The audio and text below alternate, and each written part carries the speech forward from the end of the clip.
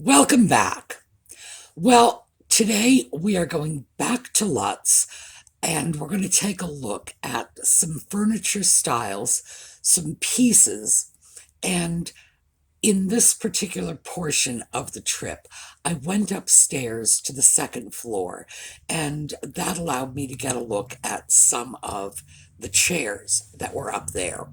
They keep the chairs in a little loft on the second floor area, and they have some really gorgeous pieces. But we're going to start out with some larger case pieces on the first floor. So, when we get back,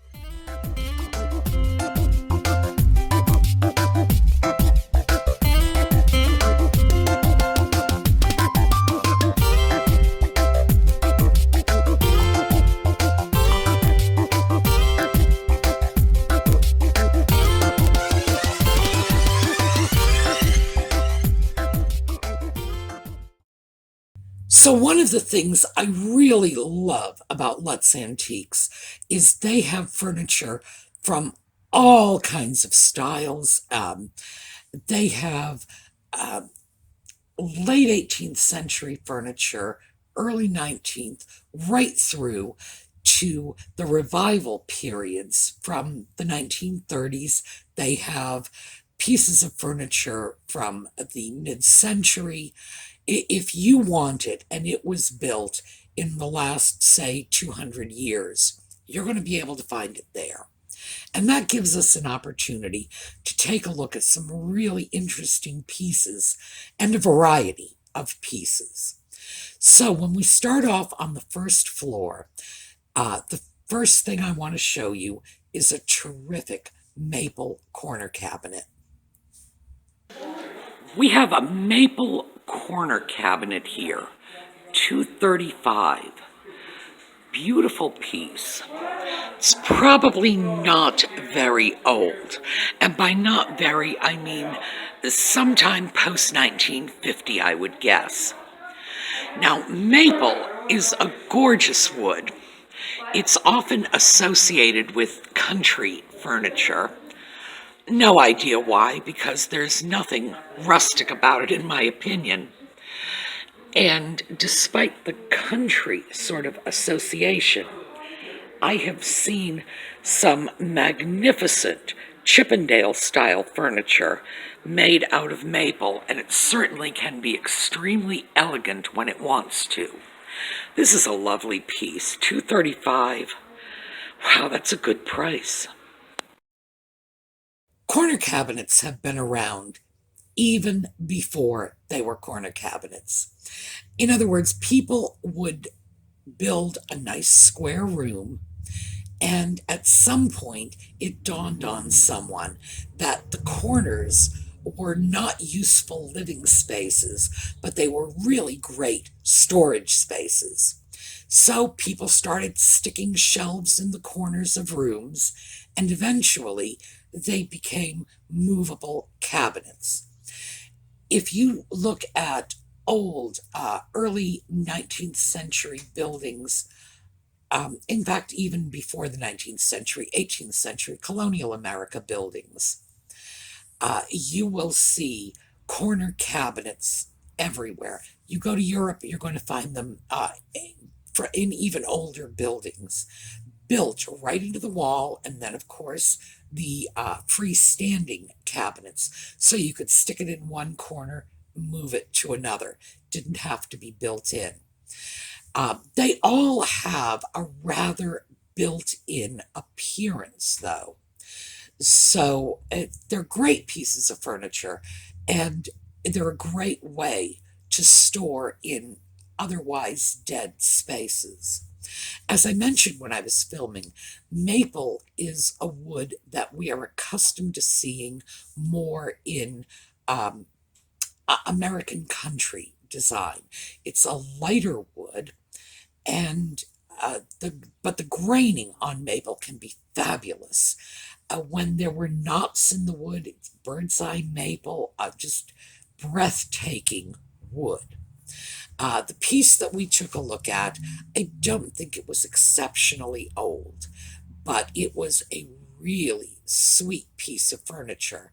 I thought it was a very good price for a corner cabinet. I would have expected to pay a great deal more for something more elaborate or older, but that was a nice piece that could easily fit into almost any home. And that's one of the things that really appealed to me about that. Just a nice corner cabinet. It was versatile without actually being bland. So, good piece to keep an eye on. Next piece up. No, this one would not fit into just about any home. This is a very specific style of furniture that would look best in a very specific style of home. So let's take a look. All right, let's look at this. This is a fireplace surround, a mantelpiece, if you will, with a built-in overmantel. That's what this is called, by the way. This up here is the overmantel, and from here down is the mantel. We can't see it all, but we can see the lines. This is about turn of the century. Beautiful oak in a mission style without exactly being mission. There are places where every house you go to has one of these because it was an inexpensive, beautiful mantelpiece. And believe it or not, around 1900, this was kind of a builder's special. Nothing fancy, just your basic fireplace surround and overmantel. Huh, boy, I would like to have been around then. $6.95.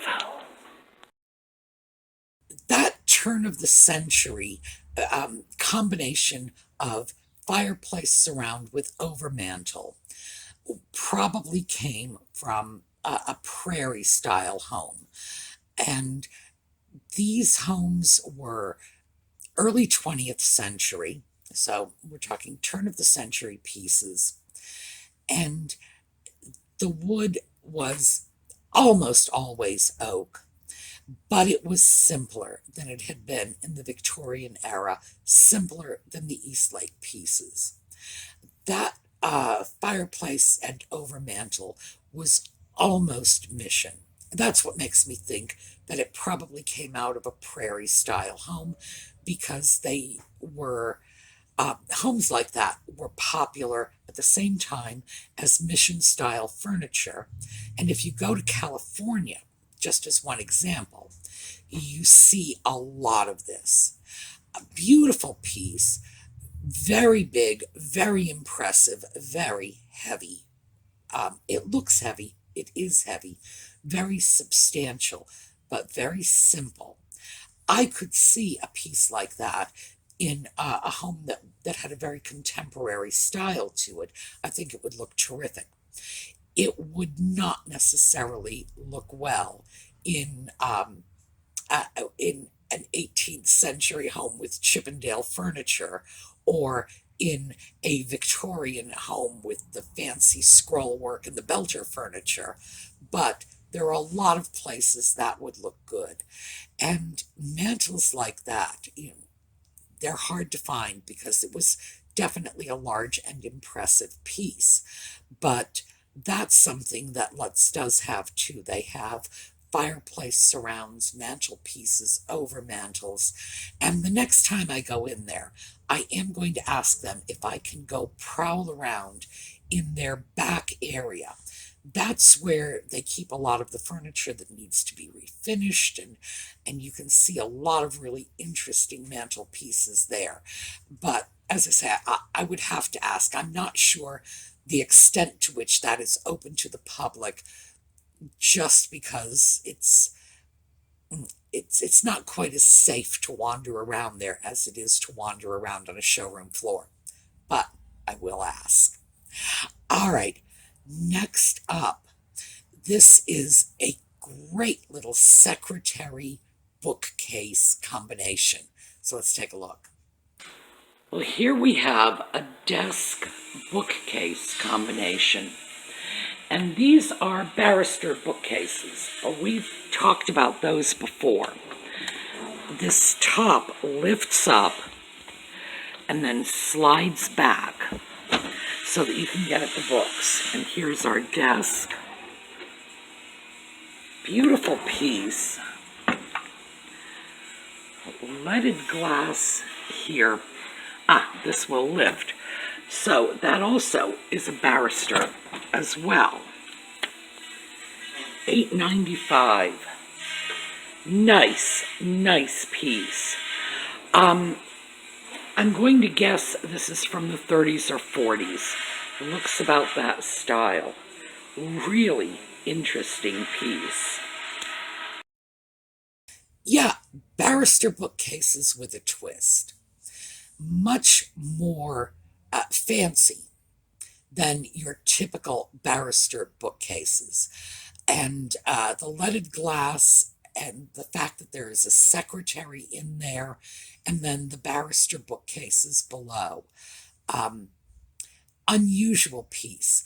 Barrister bookcases were ordinarily office pieces. That's where they get their name from. They were in law offices.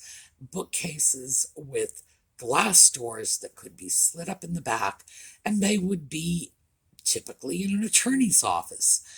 They eventually became popular home decor pieces, but this is only as antiques. At the time they were made, they were not really found in your average home. It was more office furniture. However, because of the practicality and versatility, because you can stack those Barrister bookcases one on top of the other, you can run them up to the ceiling, and they're designed to fit on top of each other, not to mention the fact that they had the lovely glass doors to keep your books and papers dust-free. Eventually, they became really popular antiques on the vintage and antique market. I can remember, oh my goodness, I date myself when I say this, but I can absolutely remember 40, 50 years ago when these pieces were not antique. Most of them were still merely vintage, and they were hot. You would find them in used furniture stores, and they would sell quickly and for good money. Nowadays, when you do find them, you're finding them in antique stores, and the prices have just skyrocketed. So that's one of those things that if you can find Barrister bookcases for decent prices, it's always going to be a safe investment. If you get tired of it, you're never going to have trouble selling it. But that was an unusual piece because of the decoration. The leaded glass in the upper Barrister, the one on the top, because they tended to be much more utilitarian pieces. Very simple, very clean lines, because again, they were designed as office furniture. So, finally, we go up to the loft and we're going to take a look at chairs. And the first one was just this darling little piece I saw in a corner and said, ooh, I like this. Well, I am up on the second floor in the loft, and this is where they have chairs. Beautiful little turned corner chair, $90.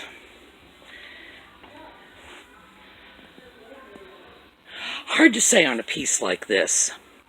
This particular style, as you can see, it was popular from about the middle of the 19th century right through. You still saw pieces like this being made as late as the 1930s.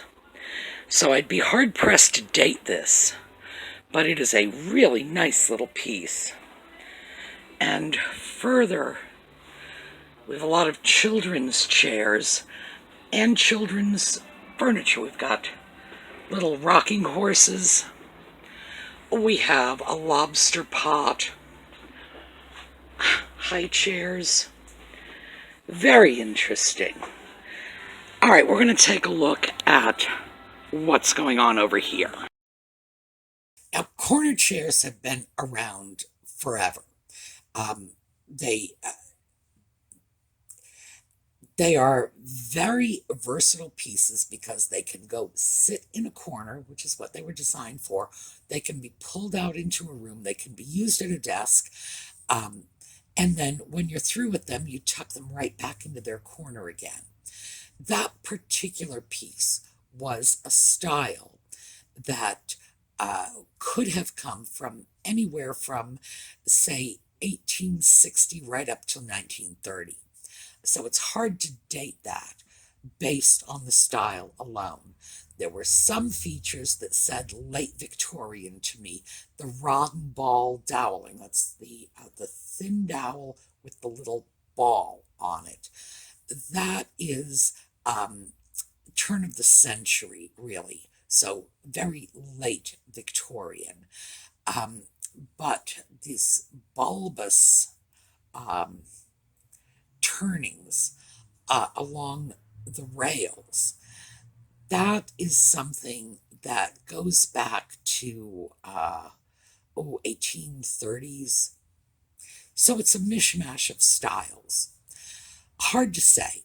If I had to guess, I would say that piece was probably around 1920, that it was a more modern piece based on an older style. But again, can't really be sure. The upholstery was new and redone. The piece, although it was in very good condition, was not quite so indicative of any one style. But I have to say, I like the piece. I thought that was the kind of little tuck off in a corner piece of furniture that could find a home just about anywhere. The price, $90, that is a really, really good price. It's the sort of thing that makes me think, gee, I should probably just grab that and stick it in my bag and take it home with me.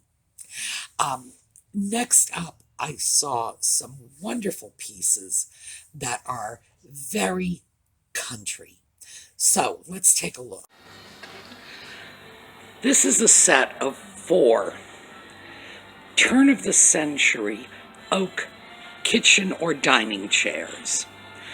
The reason I say kitchen or dining chairs is this was simple farmhouse furniture where one might not have a dining room, one might just have a large kitchen.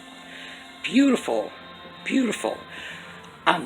The oak grain is just wonderful on these pieces. Here we've got a price tag, $195. Nice. These chairs are called captain's chairs. We've got a set of 6. As you can see, they're a variation on the Windsor chair design. And I'm going to look around. There will be a Windsor chair here somewhere. I'm going to go poke around. Windsor chair. This is a Windsor rocker. I knew I would find one here somewhere. Just FYI. These, well, you're never going to find a more durable chair than this. This is the sort of thing that will outlast your kids, your grandkids, your great-grandkids, and all their hooligan friends. Let's go take a look, because I have spotted a price tag. I've also spotted a bear in a pinafore. Don't know what that means. All right, $375, 6. Barrel back chairs. Well, I've never heard them called that before. I usually hear them called captain's chairs. Nonetheless, very nice pieces. And those oak chairs, the backs of them were very often embellished with they're called pressback. These are not, because they don't have that design, but they would actually impress a design with like a stamp that would create an incised design on the back. Pressback chairs, same shape, same general style. These were the simple country cousins of the fancy pressback chairs, and they would have been probably kitchen chairs for a simple country house. The kind of house that didn't have a dining room, that, you ate breakfast, you ate Thanksgiving, you did it all in the kitchen. Nice pieces, solid, well made oak. That's the kind of piece of furniture that you buy, your grandchildren are going to be passing it on to their grandchildren. They'll last forever. And the style's beautiful and has been in style for a long time. Pieces like this were wildly popular from about 1910 till about 1930. Everybody's grandmother had one in their kitchen. They became popular again in the 70s and 80s. It was just a huge thing. And now I'm starting to see that style coming back again. It's a style that just cycles in and out. The price on those, $195, really good price. That's like $50 a chair for a set of 4. And like I say, these chairs, the kids can jump on them, and the kids will grow up and be giving them to their grandkids who can jump on them. It's just real sturdy farmhouse furniture. And I like that stuff. That's American country, as you know, is not my style, but it is wildly comfortable, very inviting, just warm and friendly, and I love looking at it. I would have a hard time living with it, but I love looking at it, and I love visiting my friends who have houses decorated like this. So that was great. And then we took a look at some captain's chairs next, and those were really great. Again, that's the sort of thing you can jump on, and the kids can jump on it. I have seen many restaurants in New England, in particular, the the waterfront seafood restaurants. All of them had chairs like that. So these are chairs that can take an absolute beating, and they're still going to look great. You're still going to pass them down to your grandkids. And of course, you saw, I finally did see that Windsor chair. I knew there would be one. There always is. Windsor chairs are, Windsor chairs were from the 18th century. So the style is very old, and they can be so beautiful. And it's a style that's still very popular. Windsor chairs, in particular, are associated with 18th century furniture. You'll have your Chippendale sofa and some Windsor chairs, just American colonial era period. But I have also seen it combined very effectively with sort of that more American traditional. You saw a lot of them in the 1980s. I don't know, I guess they went well with the style of furniture that was popular then. But yeah, Windsor chairs are great. So I'm glad we got a chance to see one of those.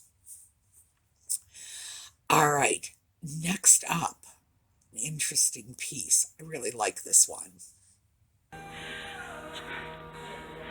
because here we've got a lovely little corner whatnot. Looks to be in good condition. $145. With pieces like this is what you look for. Right here, you want all of the little finials to be intact, because on these pieces, the finials were the first things to go. And this one is in really good condition, so that is a really good price. Yes, a corner whatnot. Now, just as I was speaking before about corner cabinets having been around forever, using corners to show display items was a huge thing with the Victorians because they loved stuff. They had stuff everywhere. A Victorian household was not minimalist. And a little whatnot like that would have shown up in almost any room of the house, or maybe even every room of the house. And when you're buying a piece like this, what you want to check on is those finials. Invariably, because they are small, they are turned, and people have a tendency to grab them, especially when they're trying to move the furniture. When you look at a piece like that, and it has all of its little finials intact, that's a good piece to buy.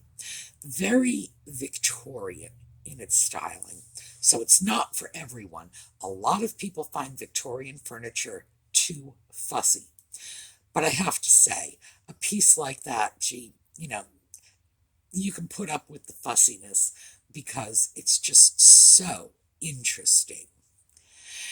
And on to the final piece, and this is a gate leg table. So let's take a look. $225. Beautiful gate leg table. And the way these tables work is you lift this top and pull out the legs. The legs flip out and hold the top up. Pieces like this have been around since the 18th century. So if you're interested in getting a piece that really hasn't changed over time, in other words, if you like 18th century decor, you can get a more recent gate leg table, and it will be virtually identical to the one you would have had in your 18th century home. Nice piece. It appears to open out quite large, like a full dining room table size. For $225, nice. Gate leg tables, again, have been around forever, back to the 17th, 18th century. The point of a gate leg table is you saw how little space that took up. That table couldn't have been more than a foot wide when the side leaves were collapsed. And bang, you pull out, you get an extra 3 feet on both sides. I'm sure that piece opened up to at least 6 feet long, probably a good 3 feet wide, full-size dining table. In the meantime, it is taking up no more space when the leaves are down than any small console. That was the purpose and the popularity of these pieces. And they allowed you to have a large table surface, and they were very often put in living rooms to create a work surface when the ladies of the house would want a table to do their embroidery or, well, quite frankly, we've discussed this before. Victorian women were up to amazing things. I've seen full sets of built-in cabinetry on high legs made by the lady of the house with her little coping saw. So I don't want to sound like I'm dismissing or minimizing the extent of their work, but more involved work would need a work surface. But when company came, you'd pull out the fancy stitchery, hide the work table. Worked out beautifully for that. In today's spaces, when space is at a premium, you buy a house, you're paying by the square foot. So having space-saving furniture, having the ability to pull out a table when and if it's needed is just a huge boon. So yeah, that was a great piece. $225 was a great price too. It's just, I don't know. So much of the stuff at Lutz is so tempting for me, but fortunately, I don't have the space for all of it, so I can be tempted, but I'm not going to do anything about it. All right, so that was our little overview of Lutz. I'm really glad we had a chance to see at least a few pieces that were of styles, not the pieces themselves, but the style of the pieces were from the 18th century, because we don't get to take a look at 18th century furniture very often. There's not a lot of it around here, frankly, and it's always nice to be able to look at it, look at the styles, and you can see why they're still around 200-300 years later. All right, um, that's it for today.